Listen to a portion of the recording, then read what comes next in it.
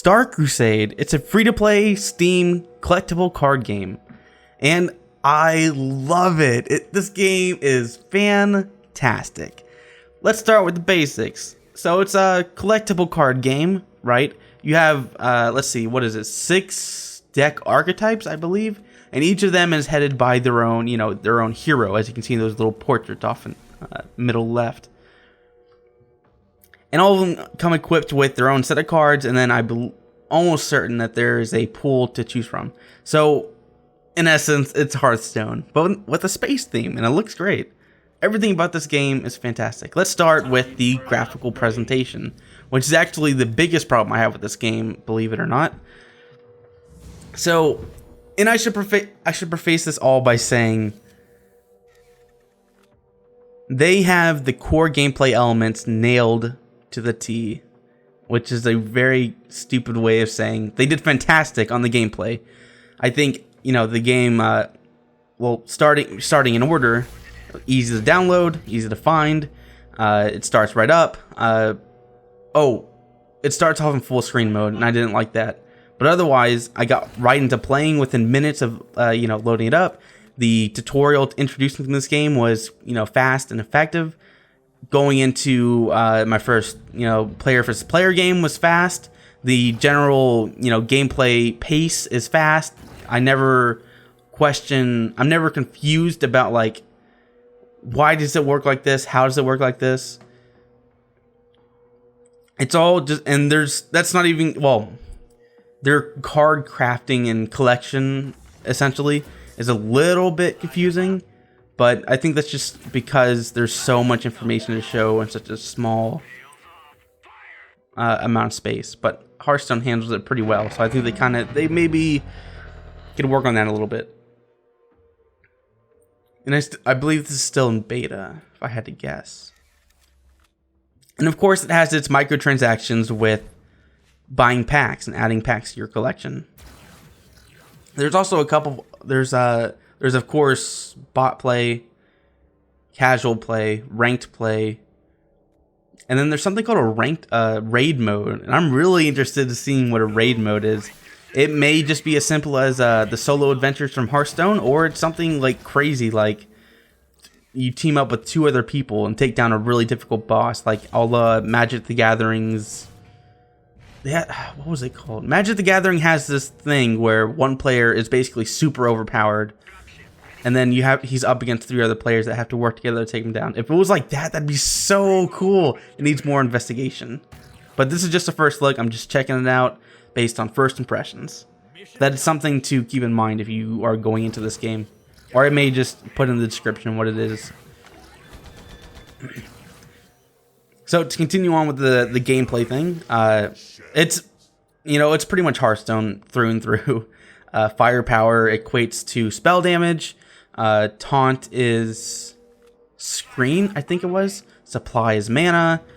Active is battle cry. It's just renaming of all the things. But I'm not, saying you can't do that. I mean, that's what that's how card games work.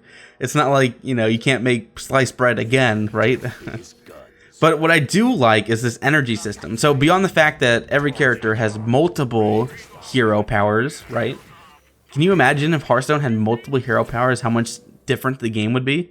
But anyway, so I pretty much whipped this guy, which isn't really fair because I played thousands of hours of Hearthstone. No, I played hundreds of games of Hearthstone, which probably equates to hundreds of hours or something like that.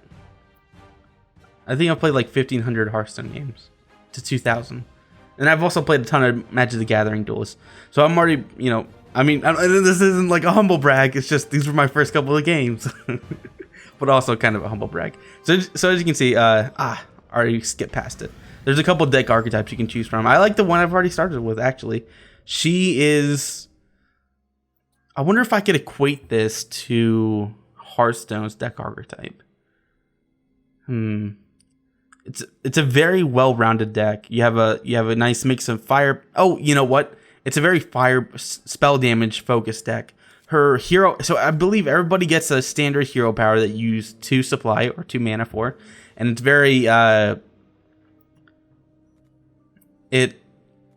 does it. It's very core to the character. Yeah, yeah. And then you have a second ability. Like, so my second ability, let's look at this guy's second ability, right? The target unit takes 2 damage at the end of the opponent's turn. That's a very weird ability. You don't always have an opportunity to use that. And the reason why that is because it's you build up energy, right? And this is not supply. This is not mana. There's no equivalent in Hearthstone.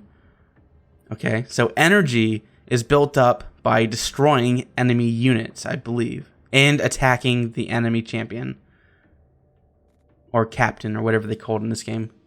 So the goal is, if you are an energy focused deck, you constantly want to be destroying the enemy. You constantly want to be attacking. I believe if you're on the defensive a lot, you're not going to build up a lot of energy. And I'm pretty sure that's how it works. But energy is something completely and totally new. So I may have gotten that wrong.